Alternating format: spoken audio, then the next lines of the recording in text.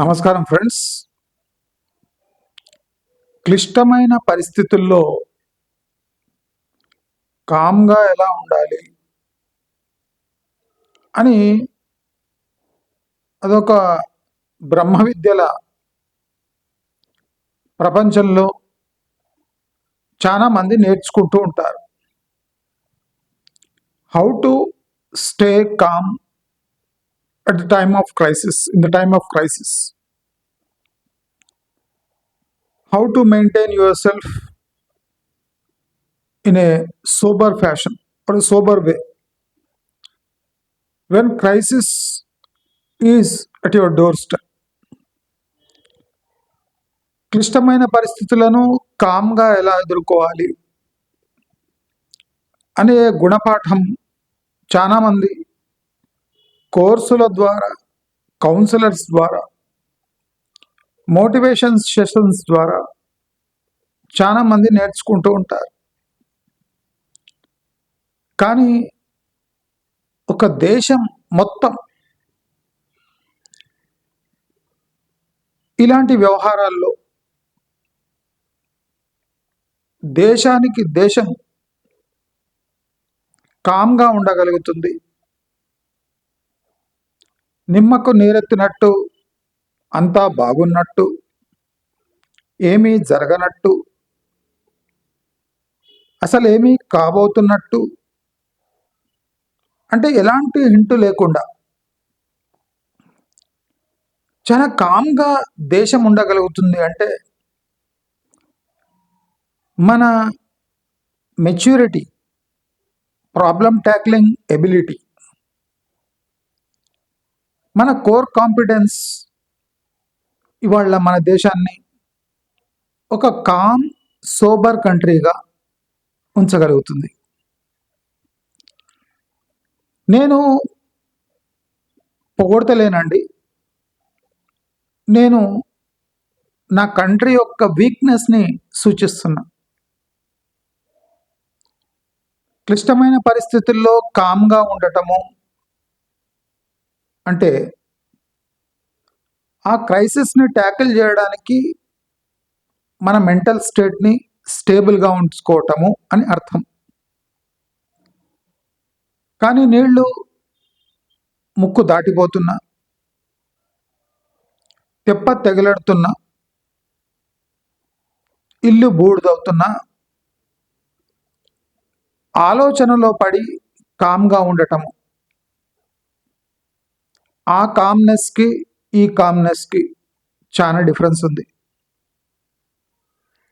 Problem మనను చుట్టుముట్టడం కాదు, problem మింగేస్తుంటే కూడా మన మెంటల్ స్టేట్ని చలించలేక కామ్గా ఉంచడం ఆత్మహత్య చేసుకునే దానికన్నా అంటే ఎక్కువనే అని చెప్పాలి. ఇది మాస్ హిస్టీరియా. జనరలీ హిస్టీరియా అంటే ఒక ప్యానిక్, మెంటల్ ప్యానిక్ క్రియేట్ అయితే అంటారు, కాదండి, ఇది డెడ్ ఆపోజిట్. ప్యానిక్ బయట చూపించకుండా అల్ట్రా కామ్గా ఉండటము ఇది ఆశ్చర్యం కలిగించే ఒక విధానం. ఇప్పుడు చూడండి, ప్రపంచవ్యాప్తంగా చిన్న చిన్న విషయాలకు, పెద్ద పెద్ద విషయాలకు, దేశంతో సంబంధం లేని విషయము, ఫ్రీడంతో సంబంధించిన విషయాలకు, ప్రతిదానికి పెద్ద రెవల్యూషను, విచిత్రమైన ఘటనలు, రెవల్యూషన్స్, తిరుగుబాటు జరుగుతున్నాయి. కానీ మన దేశం చూసుకుంటే ఎంతో మెచ్యూర్గా ఉంది. మనం ఆశ్చర్యం కలిగించే విషయం ఏమంటే మన దేశం అగ్రికల్చర్ బేస్డ్ ఎకానమీ నుంచి సర్వీస్ బేస్డ్ ఎకానమీ వైపు దూసుకుపోతున్న సమయంలో ఇది జరుగుతుంది. అసలు ఈ క్రైసిస్ని అందరు కలిసి ఎదుర్కొంటారా లేదా ఈ సాఫ్ట్వేర్ రంగంకి చెందిన వాళ్ళే ఎదుర్కోవాల్సి వస్తుందా అనేది ఒక పెద్ద ప్రశ్న మన దేశంలో ఉంది. చూడండి, అంటే అడగందే అమ్మ అన్నం కూడా పెట్టదు, లేదా ఏడుస్తుంటే కానీ జనాలకు మన బాధ అర్థం కాదు అనుకుంటారు. అది ముమ్మాటికి నిజం. ఆశ్చర్యం కలిగించే విషయం ఏమంటే ఎవడు ఏడవడానికి రెడీగా లేడు. అంటే దీన్ని మనోనిబ్బరం అనుకోవచ్చా, మనస్థైర్యం యొక్క స్థితి అనుకోవచ్చా, ధైర్యం అనుకోవచ్చా? దీన్ని నయవంచన అంటారు. ఐ థింక్ తెలుగులో నేను కరెక్ట్ వర్డ్స్ యూజ్ చేస్తున్నా. నయవంచన అంటారు. తమని తాము ఘోరంగా మోసం చేసుకోవడం అంటారు. నయవంచనలో కూడా మనను మనం నైతికంగా మోసం చేసుకోవడం. దీంట్లో టోటల్ సొసైటీ సహకరించడం. మీరు అబ్జర్వ్ చేయండి, ఒక చిన్న ఆత్మహత్య దేశమంతా ఒక ప్రాబ్లం లాగా మీడియా క్రియేట్ చేయగలిగింది. కరెక్టా? ఒక అమ్మ ఇద్దరు పిల్లలు స్టేషన్ మీద పోయేది మళ్ళీ మళ్ళీ మళ్ళీ మళ్ళీ మళ్ళీ మళ్ళీ అంటే ఒక దేశంలో పెద్ద ప్రాబ్లం లాగా, ఒక తల్లి యొక్క పర్సనల్ ప్రాబ్లం దేశం ప్రాబ్లం లాగా తయారైంది ఒక 1 వీక్ వరకు. కానీ గత 1 వీక్ నుంచి సాఫ్ట్వేర్ డెవలప్మెంట్, సాఫ్ట్వేర్ రంగంపై వచ్చే నెగటివ్ న్యూస్ మాత్రం మొత్తం అబ్జర్వ్ చేసుకుంటుంది. అంటే వాన పడ్డప్పుడు భూమి ఎలా ఆ నీటిని పీల్చేస్తుందో ఈ న్యూస్ని అలా పీల్చేస్తున్నారు. అసలు రేర్ ఇన్స్టెన్స్ ఇట్లా. దేశంలో మెజారిటీ ఎవరు సాఫ్ట్వేర్ రంగము, ఆ సాఫ్ట్వేర్ రంగంపై ఆధారపడ్డ ఫ్యామిలీస్, ఇండస్ట్రీస్ మొత్తం డెడ్ కామ్ అయిపోయింది. అసలు ఈ న్యూస్ ఎవరి కోసం?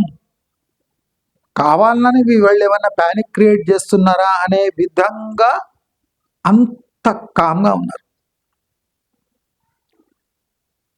ఇది మంచిదా చెడుదా? చెడ అంటే టెంపరీ మంచిది. ఒక మనిషి యొక్క, ఒక కంట్రీ యొక్క, ఒక రాష్ట్రం యొక్క, ఒక జనాల యొక్క మనోనిబ్బరం అంటే ఆశావాది అంటారు. అంటే ఫ్యూచర్ గురించి ఆశలు, పాజిటివ్ ఆశలు పెట్టుకున్న వాళ్ళు అంతా ఇట్లే ఉంటారు. కానీ వాళ్ళ మనసును తట్టితే ఫ్యూచర్ గురించి వాళ్ళు అంత పాజిటివ్గా ఉన్నారా అంటే లేరు. ఎంతమంది లేరు? 98% మంది లేరు. హైలీ స్కిల్డ్, హైలీ ప్రొఫెషనల్స్, ఇంకా వాళ్ళకి రీప్లేస్మెంట్ లేదు అనే వాళ్ళే కాన్ఫిడెంట్గా ఉంటారు. అది ఒక 2% ఉంటారు. 98% people who are in software sector are in panic from inside. అంటే మనసులో తీవ్రమైన అలజడి, కానీ ముఖంపై చిరునవ్వు, ఖర్చులు అలాగే చేస్తున్నారు. అంటే వాళ్ళ లైఫ్ స్టైల్లో కానీ, వాళ్ళ జనరల్ బిహేవియర్లో కానీ ఏ చేంజ్ లేదు, ఎలాంటి చేంజ్ లేదు, ఎలాంటి మార్పు లేదు. అదే కాన్ఫిడెన్స్. ఇది ఎలా possible? How it is possible? ఒక మనిషి, ఇద్దరు మనుషులు, 10 మనుషులు అలా ఉండొచ్చు, కానీ సొసైటీ ఏకమై ఏకధాటిపై నిలబట్టి అసలు తన పక్కకున్న వాళ్లకు ఇలాంటి ఘటన జరుగుతుంది అని తెలియనియకుండా అంత మనోనిబ్బరంతో, అంత యాక్టింగ్ స్కిల్స్ ఎలా డెవలప్ చేసుకున్నారు? అసలు ఇది Harvard case study. Revanth Reddy leadership కోసం హార్వర్డ్ పోయిండు, కానీ హార్వర్డ్ వాళ్ళు ఇండియాని స్టడీ చేయాలి. అసలు ఇండియన్ అమెరికన్స్ని కూడా స్టడీ చేయాలి. అమెరికాకు పోయి అసలు ఏమీ కానట్టు, డొనాల్డ్ ట్రంప్ అసలు ఏమీ చేయనట్టు, అసలు వాళ్ళ లైఫ్ చాలా సేఫ్గా ఉన్నట్టు, వాళ్ళ లైఫ్ స్టైల్ కూడా అసలు ఏం మారనట్టు యాక్టింగ్ చేసే సన్నాసులను కేవలం ఈ దేశస్తులు, అది అమెరికాలో ఉన్న ఇండియన్స్ని చూసే మనం పసిగట్టవచ్చు వీళ్ళు ఎంత స్కిల్డ్ ఉన్నారు. అంటే వాళ్ళ బీజం అబద్ధం నుంచి పుట్టింది. వాళ్ళ బీజం ఓవర్ కాన్ఫిడెన్స్, రెక్లెస్నెస్, ఇప్పుడు చాలా మంది ఏమంటారంటే most successful people in America are Indians అంటారు.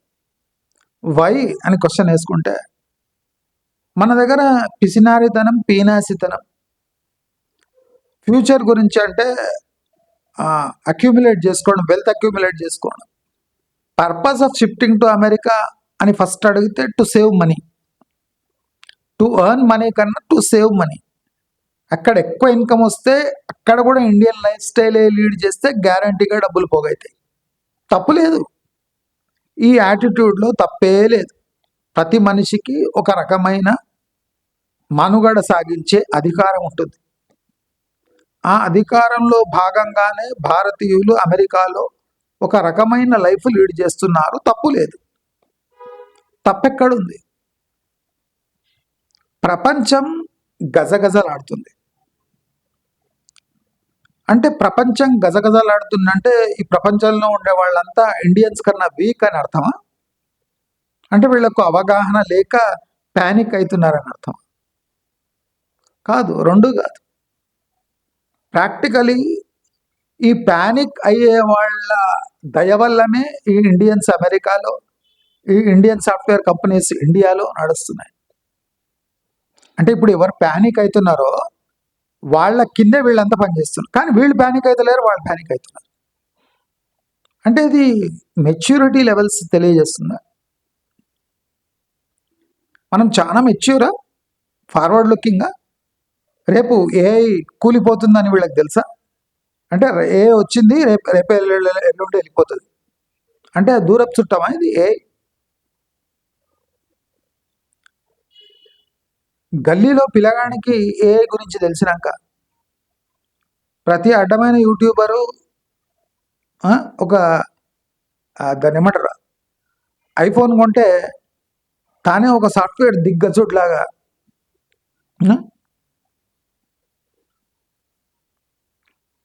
ఆ కొత్త ఏ సాఫ్ట్వేర్ గురించి ప్రతి ఒక్కడు డిస్కస్ చేయడం. ఒక ప్రొఫెసర్ దగ్గర నుంచి ఒక లేమన్ యూట్యూబర్ వరకు ప్రతి ఒక్కడు ఆ సాఫ్ట్వేర్ వచ్చింది దానివల్ల. చేయండి, యూట్యూబ్ చేయడంలో తప్పేం లేదు. కానీ ఎంతమందికి దాని గురించి తెలుసు? ఫర్ ఎగ్జాంపుల్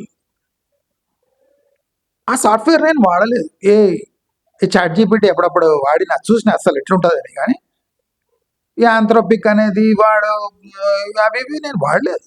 లేటెస్ట్ అసలు నేను వాడనే వాడను. ఎందుకంటే దాని కెపాసిటీ, కేపబిలిటీ నాకు తెలుసు. దాంట్లో అథెంటిసిటీ ఎలా ఉంటుంది నాకు బాగా అర్థమయ్యేది. అది కొన్ని రంగాల వరకే. ఫర్ ఎగ్జాంపుల్ కోడింగ్లో విత్ మిస్టేక్స్ కోడింగ్ అయి మనకి ఇస్తుంది. విత్ మిస్టేక్స్ అంటే మనకు అనుగుణంగా కోడింగ్ ఉండదు, దానికి అనుగుణంగా కోడింగ్ ఉంటుంది. అది మనం తీసుకొని దాన్ని కరెక్షన్ చేసుకోవాలి, మనకు అనుగుణంగా చేసుకోవాలి. దానికి కొద్దిగా టైం పడుతుంది, ఇంతవరకే.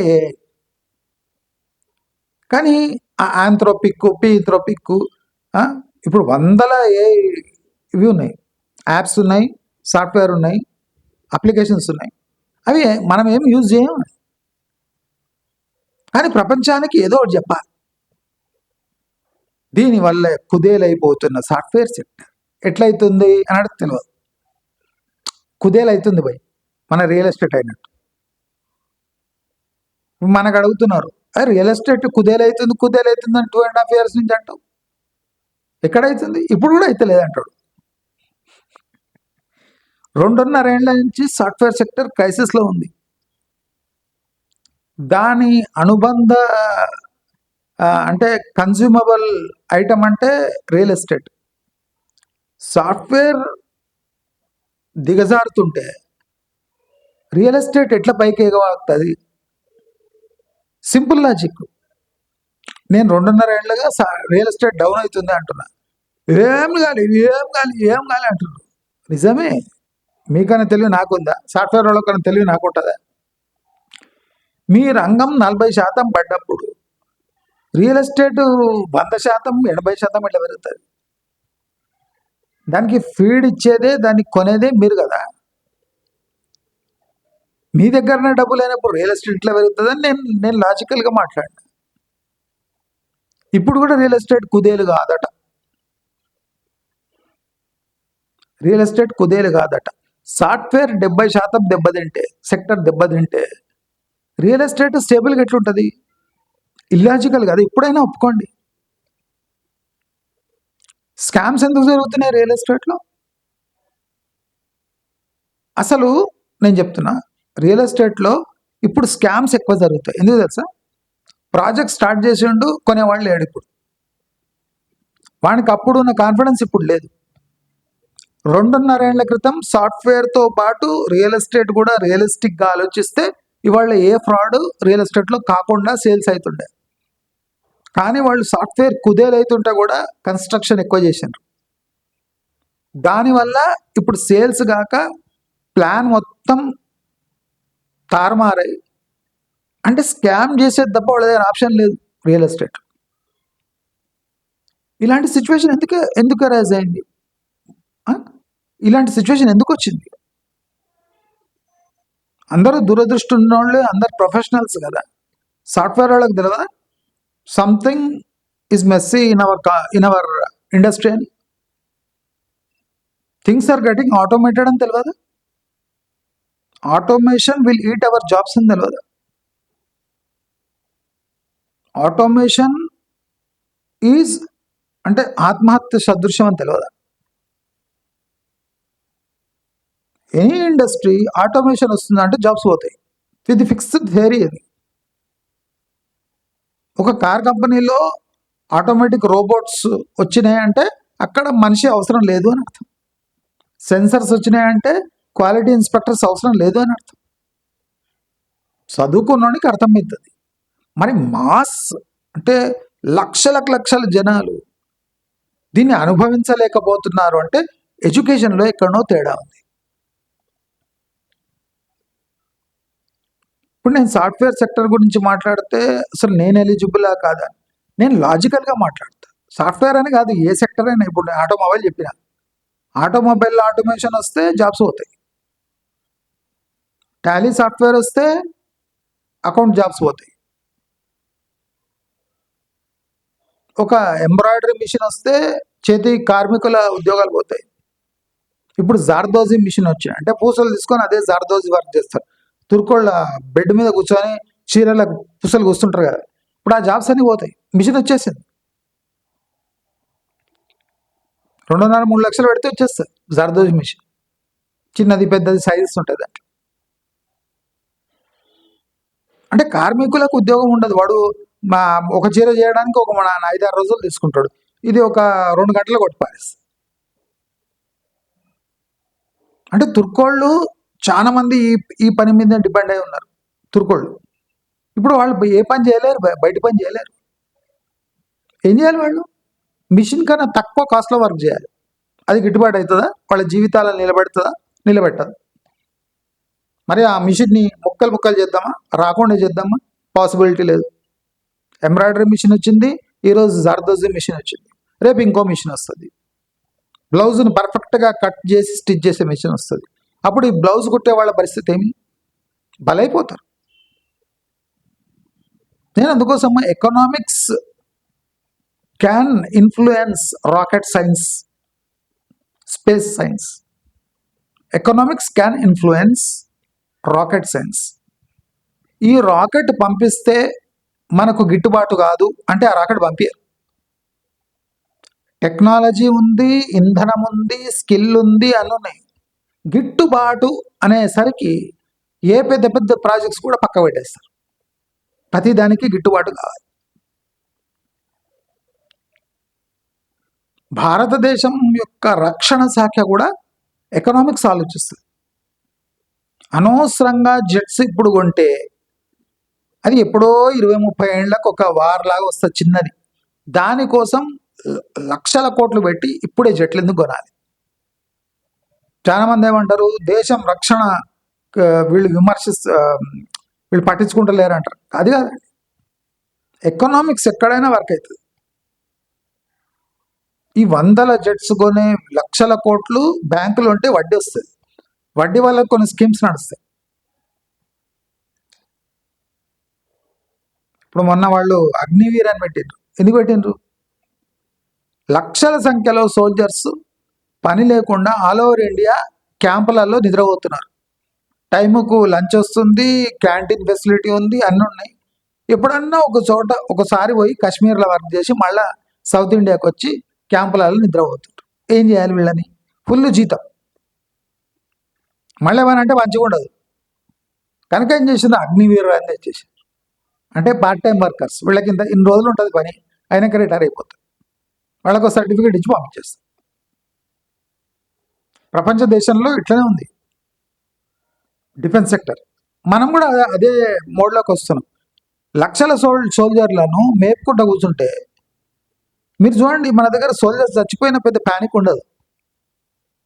రాణ బాకురే అంటాడు. ఏమనంటే కొద్దిగా హిందీ వర్డ్స్ యూజ్ చేస్తాం. పరం వీర్ చక్ర, ఆ వీర్ శౌర్ చక్ర, అవి ఇవి చక్రాలు చక్రాలు చక్రాలు చేసి చచ్చినాక ఇస్తారు, లేకపోతే బతుకున్నప్పుడు ఇచ్చేస్తారు. అంటే ఇవన్నీ మొరాల్ బూస్టింగ్. దీంతో పైసా లాభం లేదు ఆ సోల్జర్కి. దాన్ని వివరిస్తారు. ఘమాసాన్ యుద్ధకే బీచ్ బుల్లెట్స్ రేన్ అవుతుంటే ఈయన దేశం కోసం అడ్డం పోయి వీర్ గతికో ప్రాప్తోగా ఉట్టిగా చెప్పుడు అంతే. తీసుకుపోవడు, మళ్ళీ ఇట్లా అన్నాడు, సెల్యూట్ పెట్టుడు, అయిపోయి కథ.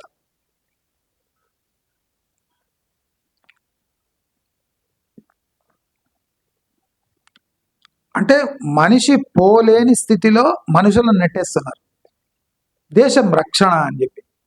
ఇదే మనం బాంబ్స్ లేటెస్ట్ ఇప్పుడు యుక్రెయిన్లో ఆ డ్రోన్లను పంపిస్తారు. ఆ డ్రోన్ పోతే పోతుంది ఒకటి అంతే, కానీ చంపుడు గ్యారంటీ. మన వాళ్ళని డ్రోన్లో పోతుంది, సోల్జర్స్ పంపిస్తారు, పోతే పోయింది అంతే. బుల్లెట్స్ ఇట్లా వస్తుంటే వాడిని పంపించడం అంటే ఏంటి? 2 రోజులు ఆగితే వాడే పోతాడు టెర్రరిస్ట్. పంపించాలి. ఆ టైం వాడు టార్గెట్ సెట్ చేస్తాడు కర్నల్. 2 గంటల్లో ఆ పోస్ట్ ఆక్యుపై కావాలి అంటాడు. మళ్ళీ వచ్చిండెందుకు వాడు వచ్చిండు ఎట్లా అని క్వశ్చన్ చేస్తే వీడు చచ్చేది ఎట్లా అని ప్రశ్న ఉండదు. వాడు టెర్రరిస్ట్ లోపల ఎట్లా వచ్చిండు, ఆ బార్డర్లో ఏం ప్రాబ్లమ్స్ ఉన్నాయి అది చూసుకోకుండా వాడు లోపల వచ్చినాక గంట సేపట్లో చచ్చిపోవాలి వాడంటే వాడు రెడీగా ఉంటాడు. బాదాం కాజులు తిని రెడీగా ఉంటాడు వాడు. వీడు ఎప్పుడు వస్తే వేద్దామా. సైనికుడు తప్పేముంది? నీ దగ్గర టెక్నాలజీ ఉంది, ఓపిక ఉంది, జనాలు ఉన్నారు. ఇప్పుడు ఆర్మీ వాళ్ళు ఉన్నారు, తెచ్చి 1000 మందిని చుట్టుముట్టేసి కూర్చో, వాడు బయటికి వెళ్ళేవారు. వాడిని ఎందుకు బలి చేస్తాం? అంటే అతి త్వరలో అయిపోవాలి ఆపరేషన్. ఎందుకు కావాలి? వాడు ఎన్నో నెలల నుంచి ఆ గుఫలో కూర్చొని ఉన్నాడు. నీవేం బీక్తివి? ఏం బీకలేకపోతే. వాడు మంచిగా వస్తున్నాడు, కాజు బాదాం బాస్మతి రైస్ తినుకుంటా ఆరాముగా ఉన్నాడు కాశ్మీర్లో. వానికి లేచినప్పుడు వాడు ఫైరింగ్ చేస్తున్నాడు. నువ్వేం చేస్తున్నావు? 1-2 గంటల్లో టెర్రరిస్ట్ చచ్చిపోవాలంటున్నావు. దానికోసం 5 మందిని బలి చేస్తున్నావు. ఎందుకు చేస్తున్నావు అంటే వాల్యూ లేదు. ఒక సోల్జర్ లైఫ్ వాల్యూ. వాడు దానికోసం పుట్టిండు అంటాడు కొత్త మాట. దేశం కోసమే పుట్టిండు చచ్చిండు. ఎవరికైనా చావడం ఇష్టం ఉంటుంది. వాడు మొన్ననే పెళ్లి చేసుకుంటాడు, వాడికి పోయి చచ్చిపోవాలని ఉంటుందా? అంటే టాప్ లెవెల్ పీపుల్ అంతా ఇట్లనే ఉంటారు. వీర్ గతికో ప్రాప్త హోగా రాణ బాకురే. అమ్మో రాణ బాకురే అనగానే వాడు అమ్మో పెద్ద వర్డ్స్ ఇవన్నీ. अपनी जान की परवाह ना करते हुए उसने देश की रक्षा के लिए अपने प्राणों की आहुति दे दी అనగా ఇంత పని చేస్తే మన కోసం. వానికి భయం ఉంటుంది, వానికి ఫ్యామిలీ ఉంటుంది, వాడు శాలరీ కోసం కర్నల్ మాట లేదనకుండా చచ్చిపోతాం.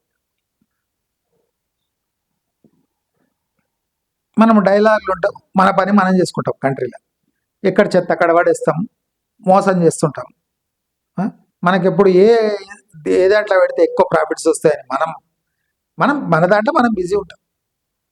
మనలాంటి కేటుగాళ్ళని రక్షించడానికి వాడు ప్రాణం ఇచ్చేయాలి.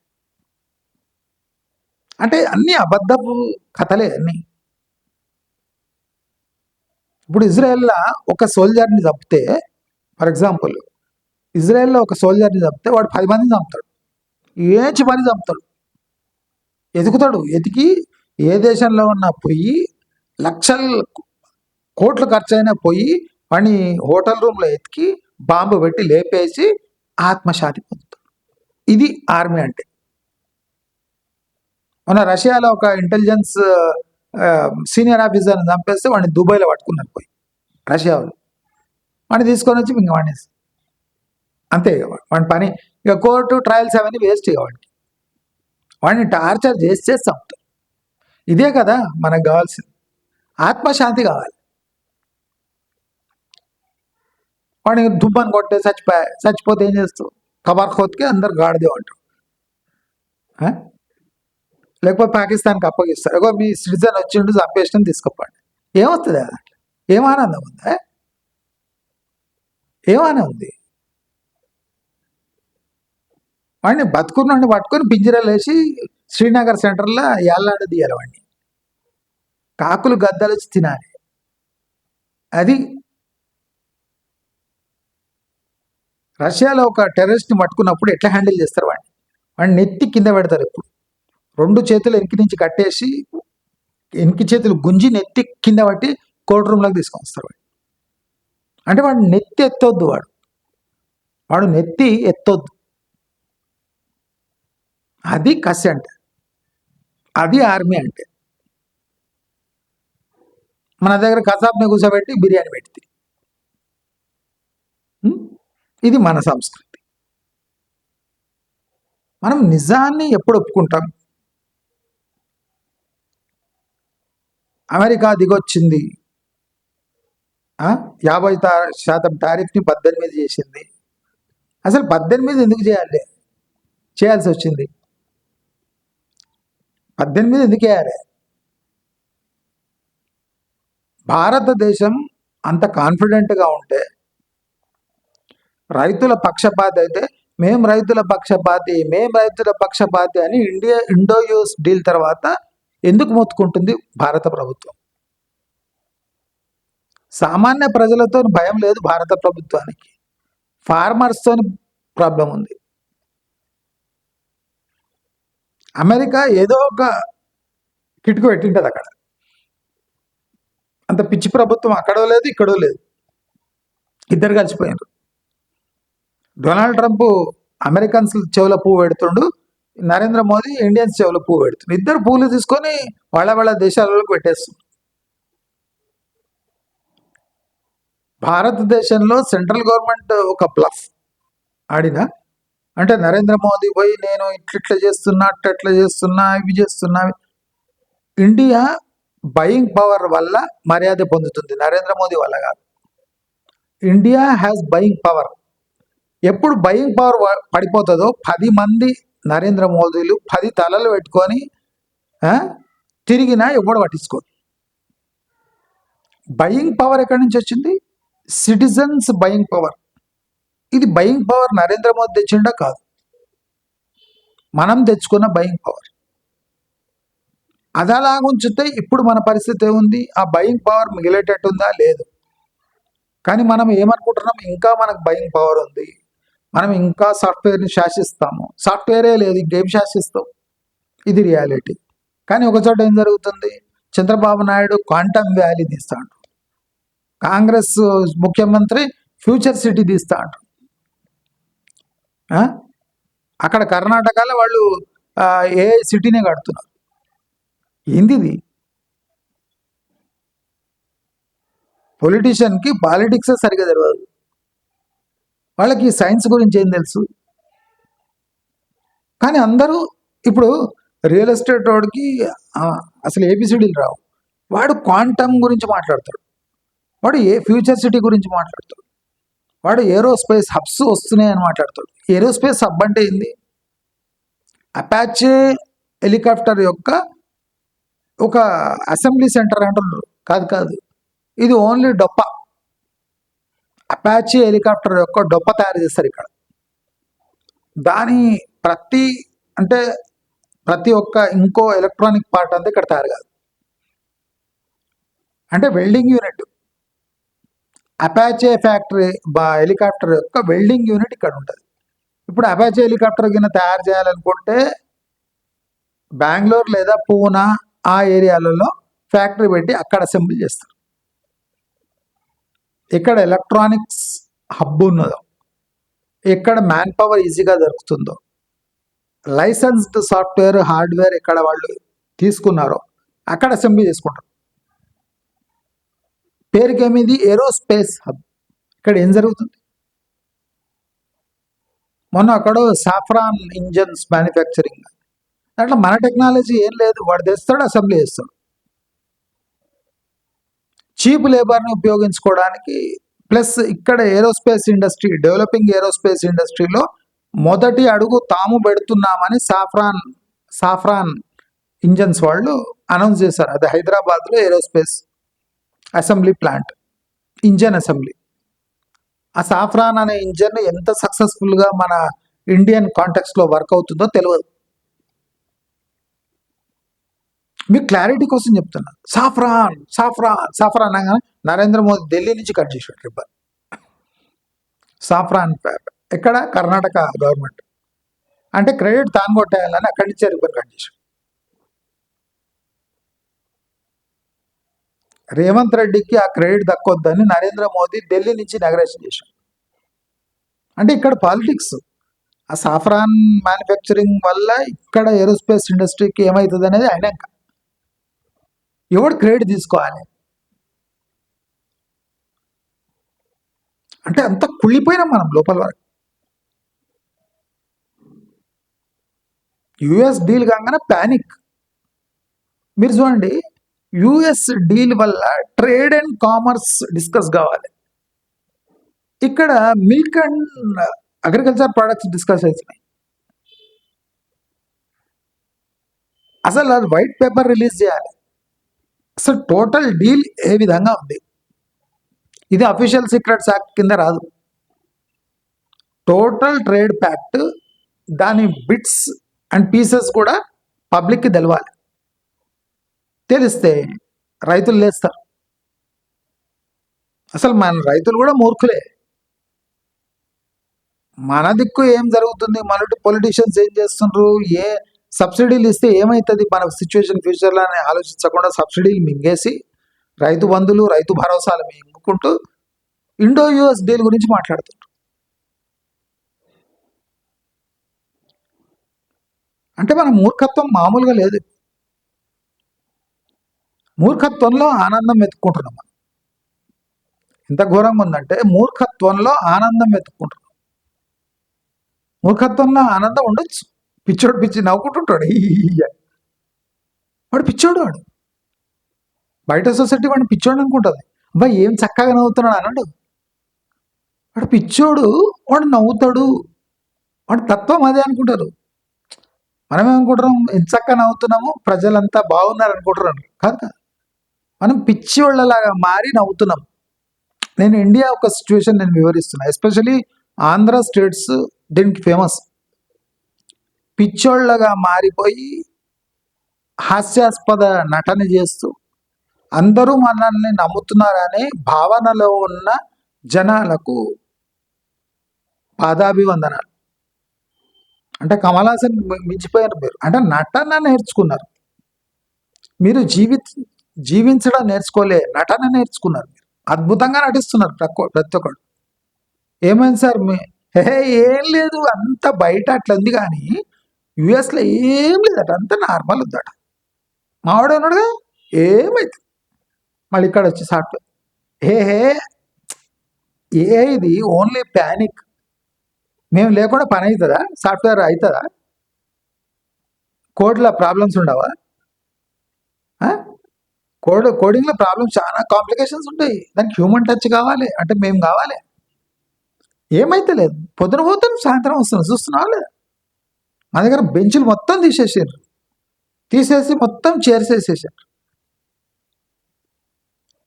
బెంచులు మొత్తం తీసేసిండ్రు, ఫుల్ వర్క్ ఉంది. చూసినా ఎవడన్నా బెంచ్ మీద కూర్చున్నాడా? ఎవరు లేడు. మొత్తం చైర్లు వేసేసి, బెంచులు తీసేసి చైర్ వేసి. అంటే మనం బెంచ్ అనగానే వీటికి పని లేకుండా కూర్చోబెడతారు అని మనకు భావన కదా, అందుకోసం బెంచులు తీసేసి చైర్ వేసేసి. ఇండియన్ టెక్నిక్స్ ఎక్కడ ఉంది సార్? బెంచ్ మీద ఎవరు లేడు, అందరు చైర్ల మీద కూర్చోరు. చూడండి, మధ్యాహ్నం లంచ్ కూడా పెడుతున్నాం సార్ వాళ్ళకు, ఉటైనా పెడతామా? మొత్తం చైర్ల మీద కూర్చున్నారు. చూడండి, బెంచ్లు తీసేసి. అంటే కాలిపోతున్నా మనం ఒప్పుకోం, బూడిదవుతుందని. బూడిద ఎక్కడి నుంచో రాలుతుంది సార్, అది మనది కాదు, మన బూడిదలు కాదు అవి. మన బూడిద అట్లుంటా సార్? మీరు ఏం మాట్లాడుతున్నారు సార్? పాజిటివ్ ఉండండి సార్, పాజిటివ్గా అంత మంచి జరుగుతుంది. మన దేవుళ్ళని నమ్ముకున్నాం మేము, దేవుళ్ళు అన్యాయం చేయరు. ఏమని అయితే నరేంద్ర మోదీ ఉన్నాడు కదా సార్, మనకెందుకు భయం? పోనీ నరేంద్ర మోదీ లేడు, చంద్రబాబు నాయుడు ఉన్నాడు, కాంటమ్ వ్యాలీ కడుతున్నాడు. మనం చూసిన వాడు సీడ్ యాక్సిస్ రోడ్డు, వాడు ఎవడో మా అడ్వకేట్ అట, వాడి భూమి మీద రోడ్డు పోవద్దని ఒక కేసు వేస్తే ఆ సీడ్ యాక్సిస్ రోడ్ అట్లా తిరిగిపోతుంది. వాడు కేసు వేస్తే రోడ్డు తిప్పేస్తావా నువ్వు? వాడు అడ్వకేట్ అయితే ఎవడైతే లీగలీ కరెక్ట్ ఉండాలి కదా. మరి మిగతా వాళ్ళ భూమి ఎట్లా దబాయించి తీసుకుంటున్నావో ఆ అడ్వకేట్ భూమి ఎందుకు తీసుకోలేకపోతున్నావు? సీడ్ యాక్సెస్ రోడ్ అట్లా తిరిగి ఎందుకు పోవాలి? వాడి భూమి మీదే పోవాలి. అందరు రైతుల భూముల మీదేమో చక్కగా రోడ్ వేస్తావు, అడ్వకేట్ రాగానే రోడ్డు తిరిగిపోతుంది.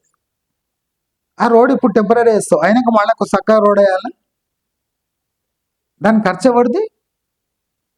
ప్రజల డబ్బు కాదా? అది వేస్టేజ్ కాదా? ఇప్పుడు ఆ రింగ్ రోడ్, ఆ మెలక తిరిగిన రోడ్ ఏం చేస్తావు? కుల దబ్బుతావు. అంటే అన్ని డబ్బులు ఉన్నాయా?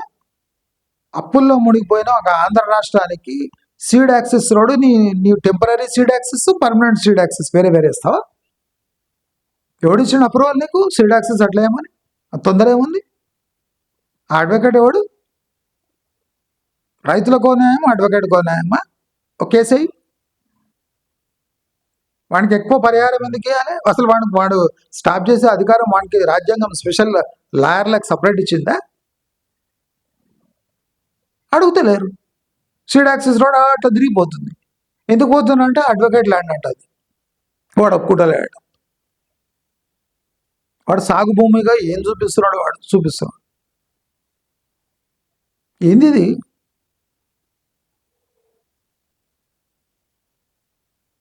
సాఫ్ట్వేర్ ఎరా స్టార్ట్ అయినాక సాఫ్ట్వేర్ బతుకులు, సాఫ్ట్వేర్ వాళ్ళు ఎలా జీవించినా దాన్ని మిర్రర్ ఇమేజ్గా మనం జీవించడం ఆరంభించాం. అక్కడనే మన పతనం స్టార్ట్ అయింది. సాఫ్ట్వేర్ సంబంధాల దగ్గర నుంచి యుఎస్ వరుల వరకు మనం సాఫ్ట్వేర్ని అనుకరించి వాళ్ళని దేవతలుగా భావించి, ఒక బెంచ్ మార్క్ లైఫ్గా భావించి, వాళ్ళ బెంచ్ మార్క్ అనుగుణంగా మనం జీవించడం మొదలుపెట్టాం. అప్పుడే మన పతనం స్టార్ట్ అయింది. సాఫ్ట్వేర్ వాళ్ళు క్రెడిట్ కార్డ్ వాడితే మనం క్రెడిట్ కార్డ్ వాడినాం. సాఫ్ట్వేర్ వాడు ఫారెన్ ట్రిప్ పోతే మనం కూడా పోతున్నాం. సాఫ్ట్వేర్ వాడు ప్రీమియం ప్రోడక్ట్స్ కొంటే మనం కొంటున్నాం. వాడు రాత్రి సాటర్డే సండే పార్టీ చేసుకుంటే మనం పని ఇడిచిపెట్టి సాటర్డే సండే పార్టీ చేసుకున్నాం. వాడి ఆదాయం ఏమి, వాడి బతికేంది, మన ప్రెషర్ ఏంది, వాడి ప్రెషర్ ఏంది? సాఫ్ట్వేర్ వాడి ప్రెషర్ మనం భరిస్తలేము, కానీ పార్టీ మాత్రం సాటర్డే సండే చేసుకుంటాం. మళ్ళీ అడుగుతున్నాం, సాటర్డే సండే మేమెందుకు పని చేయాలి? వాడు అనుభవిస్తున్న నరకం నీవు అనుభవిస్తలేవు, కానీ వాడు చేసుకునే పార్టీ మాత్రం మీరు చేసుకుంటారు. వాడు కొనే ఖరీదైన వస్తువులు మీరు కొంటున్నారు. వాడి ఆదాయం మీకుందా? లేదు. అంటే ఇలాంటి ఆర్టిఫిషియల్ లైఫ్స్ లక్షల మంది బతకడం స్టార్ట్ చేశారు. సాఫ్ట్వేర్ వాడు లక్షల జీతం, కోట్ల జీతం వాడు హై రైజ్లో తీసుకుంటాడు. నువ్వు మధ్యతరగతి లైఫ్ లీడ్ చేసుకుంటా కిరాయి ఉన్నటువంటి నువ్వు హై రైజ్లో ఎందుకు తీసుకోవాలి? బ్రతుకును అనుసరించడానికి కూడా ఒక కొలమానాలు ఉంటాయి. నా బతికేంది, వాడి బతికేంది. ఇప్పుడు వాడు ఏసీ గదుల బయట వచ్చి జీవించగలడా? పని చేయగలడా? లేబర్ పనులు చేయగలడా? నాన్ టెక్నికల్ జాబ్స్ చేయగలడా? చేయలేడు, బలైపోతాడు. మరి నీవు బలవుతావా? కావు. డిఫరెన్స్ కనిపిస్తుందా? ఎందుకంటే నువ్వు బయట రోడ్లపై తిరిగి పనిచేసే అలవాటు నీకు ఉంది కనుక నీవు ఇంకా కఠినమైన జాబ్స్ చేయగలవు, కానీ సాఫ్ట్వేర్ ఎంప్లాయీ చేయలేడు, బలైపోతాడు. నేను అదే చెప్పిన, ఆత్మహత్యలు కామన్ అయిపోతాయి, దాన్ని ఆపలేవు. ఏ సైకాలజిస్ట్, ఏ కౌన్సిలింగ్ ఆపలేదు. మరి నీవు బలవుతున్నావా? కావు. మరి ఇన్ని ఏళ్ళు వాడి బతికినట్టు ఎందుకు బతికినావు?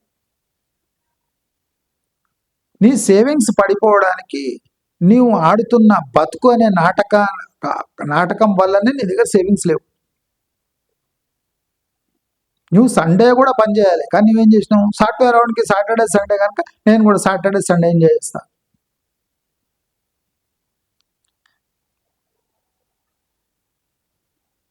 చదువులో కూడా అంటే ప్రామాణికతలు ఇవన్నీ లేవు, స్టాండర్డ్స్ లేవు.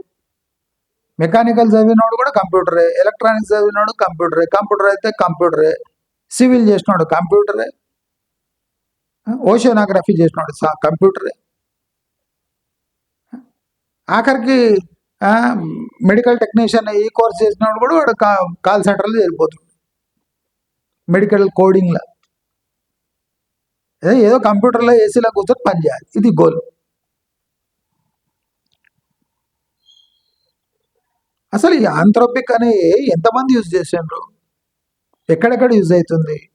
ఇప్పుడు అది యూజ్ చేసి అనుభవించినోడు రాసిండు, చాలా మంది రాసిండ్రు, కొంతమంది హై లెవెల్ సాఫ్ట్వేర్ డెవలపర్స్ రాసిండ్రు, అవును ఇది డేంజరస్ సాఫ్ట్వేర్. వాళ్ళు మాట్లాడాలి, వాళ్ళు ఉట్టినే మాట్లాడారు కదా. వాళ్ళ కంపెనీ తగలబెడుతుంది కనుక వాడు మొత్తుకుంటున్నాడు, కానీ మనం స్పందిస్తున్నామా? అదే కంపెనీలో పని చేసుకుంటా ఏమవుతలేదు, మనకి ఏం కాదట. ఆశ్చర్యం, ఇది నయవంచన కాదా? ఎక్కడరకు అబద్ధాలు మన గడప వరకు రావాలి, గడప లోపల వచ్చినాయంటే ప్రాబ్లమ్స్ అవుతాయి. సొల్యూషన్స్ లేవు, కరెక్టే, నిజాన్ని అయితే ఒప్పుకోవాలన్నా. సొల్యూషన్స్ వస్తే వస్తాయి, లేకపోతే లేదు. ప్రాబ్లమే లేదని ఎంతకాలం టైంపాస్ చేస్తాం? ఎంతమందిని మభ్య పెడతాం, ఎంతమందిని భయపెట్టిస్తాం, ఎన్ని నాటకాలు వేస్తాం, ఎంతవరకు, ఎంత టైం వరకు వేస్తాం? మీరు వేసే నాటకాల వల్లనే పొలిటీషియన్స్ భద్రంగా ఉన్నారు. అసలు ప్రజలలోనే ప్లానింగ్ లేదు, మేమే ప్లానింగ్ కావాలని వాడు రేవంత్ రెడ్డి వాన్ స్పీచ్ ఇస్తుండు, నరేంద్ర మోదీ వాన్ స్పీచ్ ఇస్తుండు, ఖర్గే వాన్ స్పీచ్ ఇస్తుండు, ఈ వాన్ స్పీచ్లు వాడించుకుంటున్నాడు. నోటుకు ఓటు కేసు ఫైల్ తగలబెడుతుంది,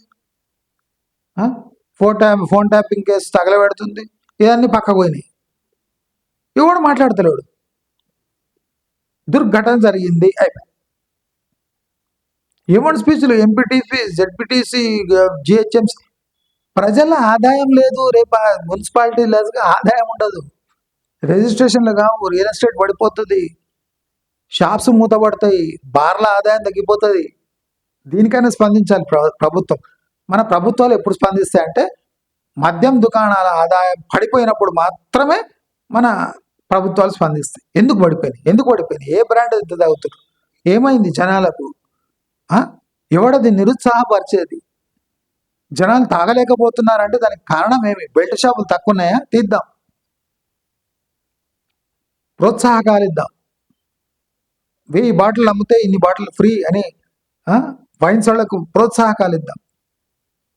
పొద్దున 3 గంటల వరకు తీపిద్దాం. అంటే అక్కడున్న చిత్తశుద్ధి ఇక్కడ లేదు. ఉద్యోగాలు ఊడుతున్నాయనే బాధ లేదు, ఎందుకంటే ఉద్యోగాలు ఊడుతున్నోనికే బాధ లేనప్పుడు పొలిటీషియన్కి ఎందుకు ఉంటుంది? వాడు చూస్తున్నాడు, ఇంకా ఏమైతే లేదు, సరే కానీ మన స్పీచ్ మనం ఇది చేద్దాం, మున్సిపాలిటీలో మేము అది చేస్తాం, ఉద్యోగాలు లేకపోతే ఆదాయం ఉండదు, ఆదాయం లేకపోతే అభివృద్ధి ఉండదు. సింపుల్ థియరీ, అవునా కదా? దయచేసి ఈ విషయాలను ప్రజలందరూ గమనించాలి. కండ్ల ముద్దర కొంపలు తగలెడుతుంటే కూడా బకెట్ నీళ్లు తెచ్చి వెయ్యని, అంటే ఇంకా కొంప ఎట్లన్నా ఆరిపోతుంది అనుకునే వాళ్ళు మూర్ఖులు అనిపించుకుంటారు. ఆ మూర్ఖపు హద్దులను మనం దాటొద్దు. సొల్యూషన్ లేదు, నిజం. యాక్సెప్టెన్స్ వల్ల ఆ ప్రాబ్లం ఫేస్ ఎలా చేయాలనో ఒక మనోధైర్యము, మనోనిబ్బరము, ఐడియాస్ జనరేట్ అవుతాయి. ఎప్పుడు ప్రాబ్లమే లేదు అని డినై చేసేటప్పుడు ఆ ప్రాబ్లంకి సొల్యూషన్ ఎతికే పనిలో చాలా విఘ్నత ఏర్పడుతుంది, చాలా స్లోగా డెవలప్మెంట్ స్టార్ట్ అవుతుంది. దానికి ఎదుర్కోవడానికి ఏం చేయాలి అనే ఒక మాస్టర్ ప్లాన్ డెవలప్ చేయాలన్నా మీరు స్పందించే వరకు, మీరు నిద్ర లేచే వరకు లేట్ అయిపోతే మీ జీవితాలు ఎఫెక్ట్ కావా? సిగరెట్ రేటు పెరగడం వల్ల పాన్ డబ్బాల సేల్స్ ఎఫెక్ట్ కావా? అయితే పాన్ డబ్బా వాడికి ఉన్నంత చింత కూడా సాఫ్ట్వేర్ వాడికి లేదు. పాన్ డబ్బాలు ఎట్లా నడుస్తాయి? అది తినకపోతే గుట్క తింటాడు, గుట్క తినకపోతే పిట్క తింటాడు, మాణిక్యం తింటాడు, లేదా వాడే సరదా టిడ్డ చేసిస్తాడు, ఏదో నడిపిస్తాడు. మీకు ఆ పరిస్థితి లేదు కదా. అది తప్ప మీరేం చేయలేరు, ఆల్టర్నేటివ్స్ లేవు. ఒక టాప్ సాఫ్ట్వేర్ వైస్ ప్రెసిడెంట్ వచ్చి డేటా ఎంట్రీ ఆపరేటర్గా పనిచేయలేడు, కూలి పని చేయలేడు, ఆఫీస్లో పని చేయలేడు, షాపులలో పని చేయలేడు, మిర్చి పని చేయలేడు, బట్టలు అమ్మలేడు, పండ్లు అమ్మలేడు.